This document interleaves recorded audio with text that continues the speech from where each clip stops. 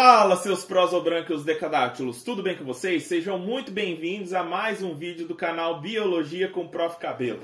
E hoje nós vamos falar sobre um dos assuntos mais interessantes dentro da biologia, um dos assuntos mais cobrados em concurso, dos assuntos não só em concurso, né, mas em várias provas aí de Enem, prova de concurso, prova de mestrado e várias outras coisas que vocês, futuros biólogos, aí vão encontrar na vida de vocês, que é sobre o que é vida. Se esse assunto é interessante para vocês, se vocês acham que esse assunto vai agregar alguma coisa na vida de vocês, já deixa um like aí nesse vídeo, já se inscreve no canal, porque esse vídeo eu tenho certeza que vai fazer vocês pensarem pelo menos um pouquinho, tá? Quem já é inscrito aqui no meu canal já sabe que o conteúdo vai ser de qualidade, então não precisa pensar duas vezes. Já dá um like no vídeo aí que vocês vão estar ajudando bastante ao YouTube dissipar esse conteúdo, espalhar aí para mais pessoas. Afinal de contas, eu posto aqui conteúdo para vocês, conteúdos que são gratuitos e são a níveis de graduação. Então a galera que vai ter acesso a esse conteúdo, somente a galera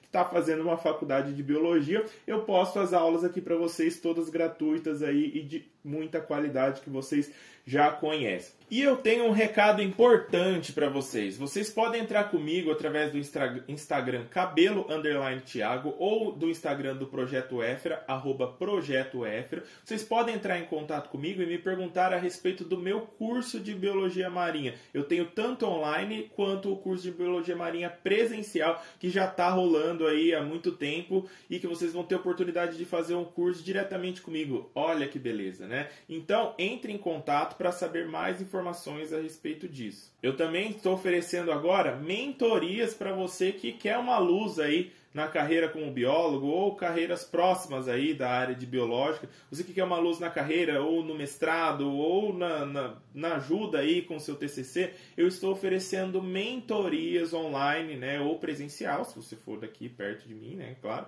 Mas estou oferecendo essas mentorias. Então me chama lá no Instagram para saber um pouco mais a respeito disso.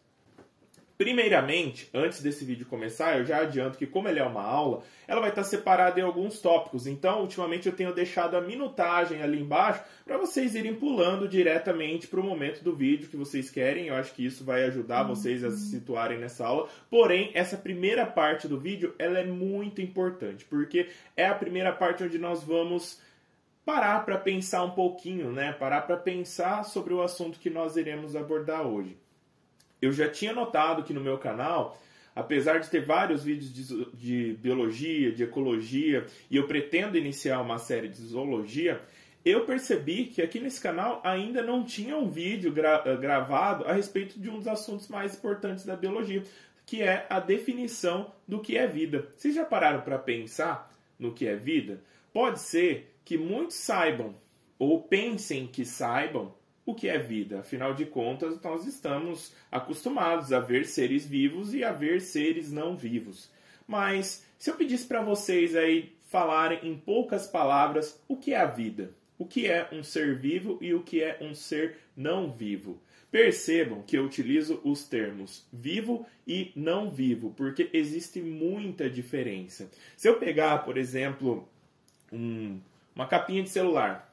Essa capinha de celular, feita provavelmente de plástico, eu posso dizer que isso aqui é vivo? Obviamente que não. Ainda não falei as propriedades, o que define um ser vivo, mas só de olhar para uma coisa aqui que não é viva, eu posso falar que isso aqui não é um ser vivo. Ok? Beleza, acho que todo mundo concorda com isso. Porém, se eu falar que isso aqui, já que isso aqui não é um ser vivo, eu posso falar que essa capinha aqui é feita de material morto?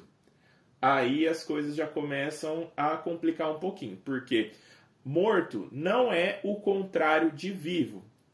Calma aí, gente, eu não estou falando abobrinha. Morto não é o contrário de vivo. O contrário de vivo seria não vivo, porque não necessariamente algo que não é vivo, não necessariamente é algo morto. Algo morto é algo que já foi vivo. Vocês estão entendendo a diferença? Eu falar que uma coisa é morta significa que em algum momento isso aqui já foi vivo. Então isso aqui não é matéria morta. Isso aqui é matéria não vivo. Plástico, sei lá o que é composto, uma capinha de celular aqui. Então isso a gente chama, né? Nós dizemos que isso é um material não vivo. Então eu vou usar durante esse vídeo muitos termos assim. Eu vou dizer que isso aqui é um material não vivo. Agora vamos parar para pensar pausem esse vídeo aí por 1 minuto e pensem quais seriam as características de seres vivos. Não vou esperar vocês pausarem isso, tá? Espero que vocês já tenham pausado e pensado, mas muitos de vocês podem ter pensado que características de seres vivos, então, o que seria o que eu olhasse para olhar um organismo e falar que isso é vivo? Bom, isso aí, será que tem movimento? Afinal de contas, a maioria dos seres vivos se movimenta. Então, vamos colocar aí como movimento uma característica de ser vivo. Ah, seres vivos se reproduzem. Beleza, isso é verdade, os seres vivos se reproduzem. Ah, os seres vivos, eles consomem moléculas, eles se nutrem. Perfeito, os seres vivos consomem moléculas e eles se nutrem. Mas, se nós pegarmos algumas coisas que muitas vezes confundem essas definições, por exemplo, se eu pegar, por exemplo, e perguntar para vocês, o fogo é vivo? O fogo se movimenta, né? Afinal de contas, se você olhar para uma chama acesa, ela está se movimentando. E se essa chama estiver consumindo ali, queimando uma floresta, ou queimando um pedaço de papel, ou queimando um pedaço de pau, essa chama ela vai se movimentando ali entre esse pedaço de pau. Então, essa chama tem movimento. Em um determinado momento, uma faísca daquela chama pode pular para um outro pedaço de papel ou para uma folha, e essa chama, que antes era uma única chama, ela pode se tornar 2 chamas, então ela se reproduz, onde antes tinha uma, tinha 2. Essa chama ela pode aumentar de tamanho, né? Então ela tem ali, pode ter um crescimento. Olha como a coisa começa a se complicar. E quem diz que uma chama ela não consome moléculas para se alimentar? Afinal de contas, para um fogo permanecer aceso, ele vai precisar de oxigênio, né? Ele vai precisar de uma matéria ali para queimar, que pode ser um pedaço de papel, normalmente uma matéria orgânica ali vai estar sendo queimada. Então, o fogo, sim, ele tem, se a gente for parar para pensar de uma forma muito abstrata, o fogo tem, sim, muitas características que podem ser confundidas com características de seres vivos. Então, afinal de contas, por que o fogo não é vivo? Porque eu digo, olho para o fogo e falo assim, ó, apesar do fogo ter essas características, por que o fogo ele não é uma matéria viva, um objeto vivo ali? Para isso, os cientistas descobriram que não existe uma forma simples, uma forma de explicar com poucas palavras o que é a vida. Definir vida não pode ser explicado de uma forma simples e objetiva com poucas palavras. Todas as tentativas feitas até o momento de explicar o que é vida, do ponto de vista biológico, é claro, né?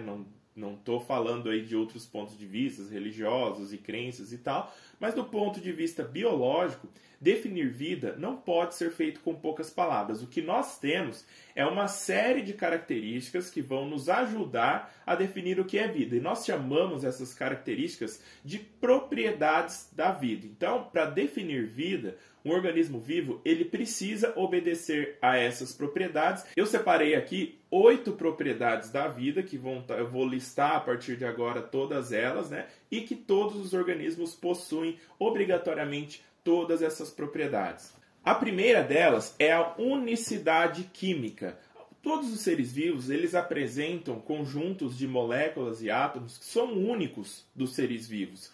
O nosso mundo material, ele é sim formado por átomos, e esses átomos eles formam moléculas. Porém, as moléculas presentes nos seres vivos, elas são muito maiores, muito mais complexas do que as presentes nos organismos não vivos. Embora sejam compostas pelos mesmos átomos dos organismos vivos, as moléculas dos seres vivos, que são chamadas de macromoléculas, elas são únicas dos seres vivos. E elas estão separadas em 4 classes de macromoléculas: proteínas, carboidratos, lipídios e ácidos nucleicos. São os 4 grandes grupos de moléculas que não só pelo tamanho, mas pela complexidade dessas moléculas, geralmente elas são produzidas por outros seres vivos, então existe esse padrão de moléculas que são característicos dos seres vivos. Os seres vivos são os únicos entidades aí do nosso planeta que possuem esses 4 grupos de macromoléculas obrigatoriamente. A segunda propriedade dos organismos vivos é uma organização hierárquica complexa, ou seja, os seres vivos eles estão organizados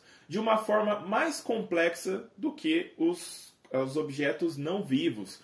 Aquelas moléculas que formam os organismos vivos, elas estão organizadas em células, e essas células elas estão organizadas aí formando organismos. Esses organismos podem formar populações, e essas populações pertencem a espécies. Então percebam que existem níveis hierárquicos dentro da organização dos seres vivos, que vão desde uma forma celular aí. E essa própria forma, nível de organização celular, pode formar nos animais e nas plantas, podem formar tecidos que podem formar órgãos, os órgãos formam os organismos podem formar populações, as populações podem ser divididas aí em várias populações ou subpopulações, todas elas compreendendo uma espécie. Tá? Então, essa característica, né, essa propriedade de organizar níveis hierárquicos, né, ou seja, esses níveis de organização estão todos um dentro dos outros, é característica dos seres vivos também. As formas não vivas, a matéria não viva, ela não vai chegar ao nível de organização celular. No máximo, os átomos formando algumas moléculas, embora algumas moléculas possam ter alguns níveis de organização um pouco mais complexos, como nós observamos nos minerais e tal. Mas de uma forma geral, não é tão complexo, não existem tantos níveis hierárquicos acima de moléculas, né, como no caso dos seres vivos. Então essa foi a nossa segunda propriedade dos organismos vivos. A terceira propriedade dos organismos vivos é a reprodução. E o que difere essa reprodução do que, por exemplo, como eu usei do exemplo do fogo aqui no início desse vídeo, né? É que a reprodução em organismos biológicos, ela é organizada e ela é esperada. Então, espera-se que organismos vivos se reproduzam por si só, diferentemente de uma chama do fogo, né? Não é esperado que uma chama se reproduza, que uma chama se divide, a menos que aconteça alguma coisa ali, algum fator ambiental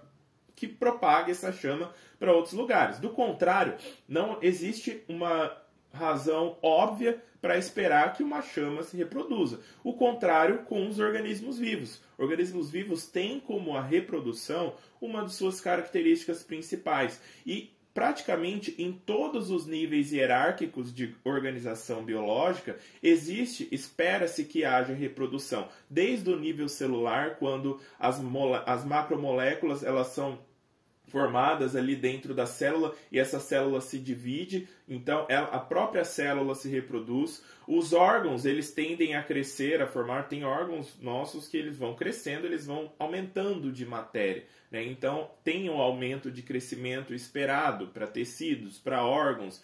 As espécies em si, os organismos em si, eles podem se reproduzir, seja de forma sexuada ou assexuada, é uma forma esperada. Até mesmo populações de organismos podem se separar devido a algum evento geográfico, ou pessoas ou animais, ou qualquer ser vivo pode se separar de suas populações através das migrações, e até mesmo espécies podem ser divididas e formarem outras espécies através do processo de especiação. Tá? Tem um vídeo aqui no meu canal, vou deixar o card aqui em cima, para vocês quiserem aprender um pouco mais sobre especiação, tem um vídeo específico sobre isso. Não vou entrar muito em detalhes aqui nesse vídeo. Além disso, uma das características esperadas da reprodução de organismos vivos é a hereditariedade e a variação. Essas duas características aí que muitas vezes podem ser contraditórias, mas que se elas não existissem juntos, a evolução biológica ela não seria possível,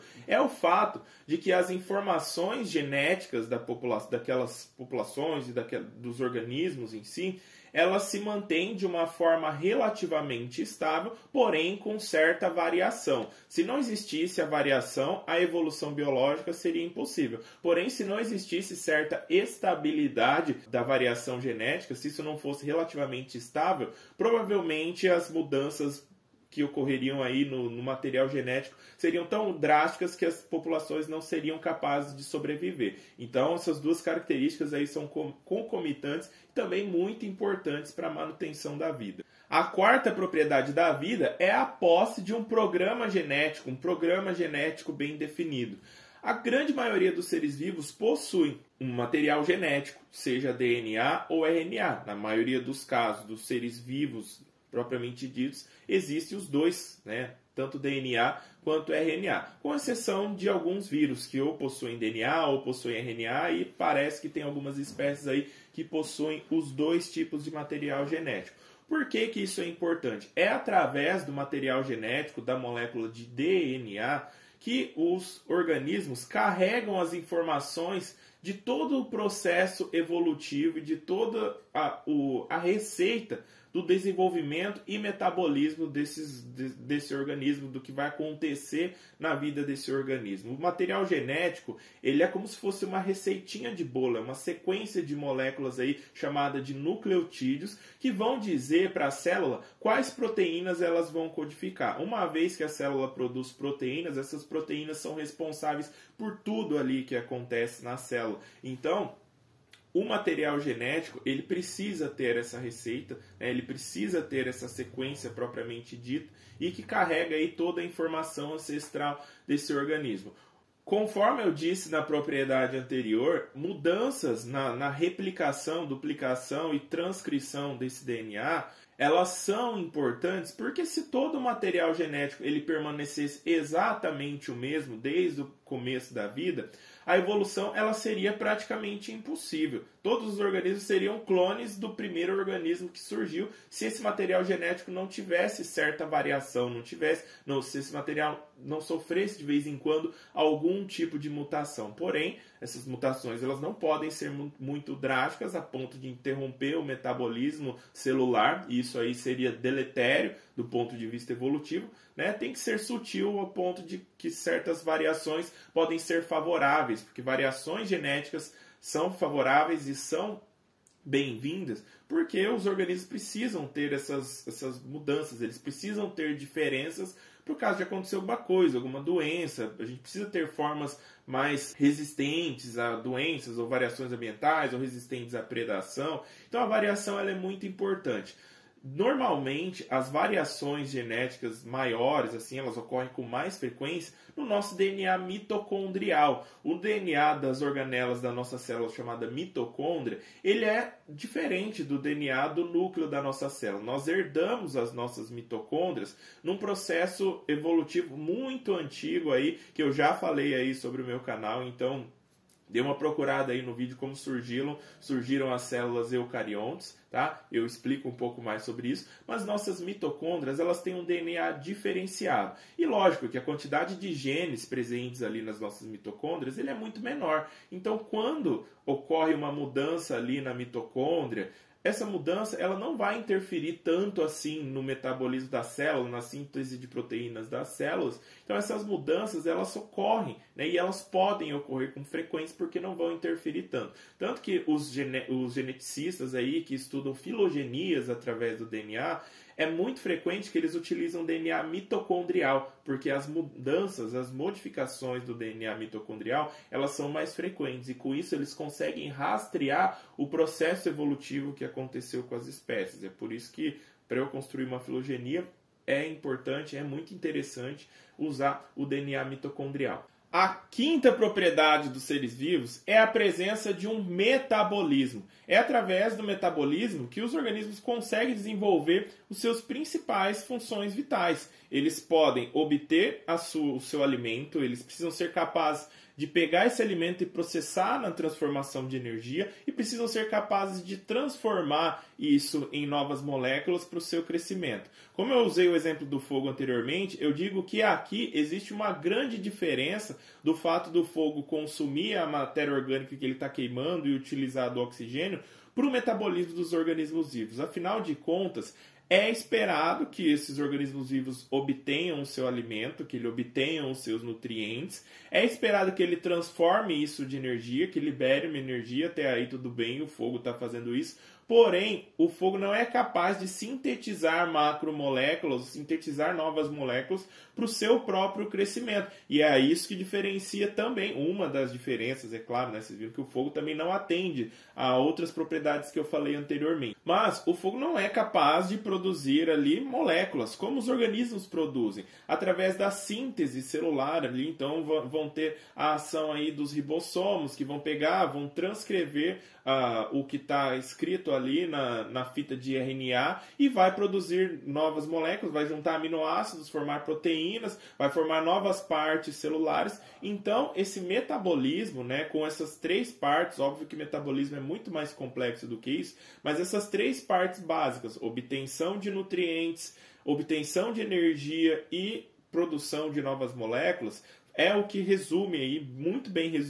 resumido mesmo, o que é o metabolismo de um organismo vivo, que objetos não vivos ali não possuem.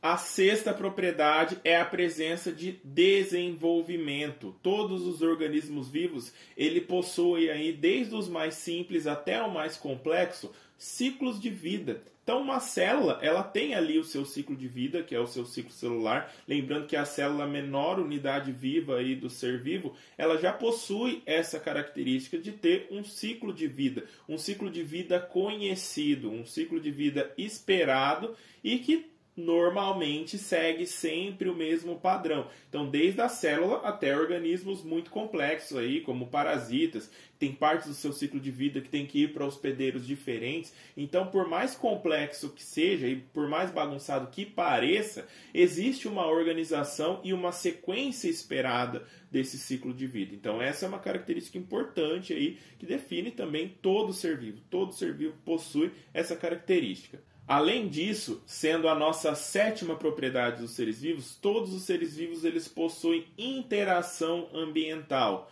Todos os organismos eles respondem a estímulos ambientais. Então existe um estímulo, irritabilidade, né, que é todo o processo que vai desencadear uma resposta, e existe a resposta propriamente dita.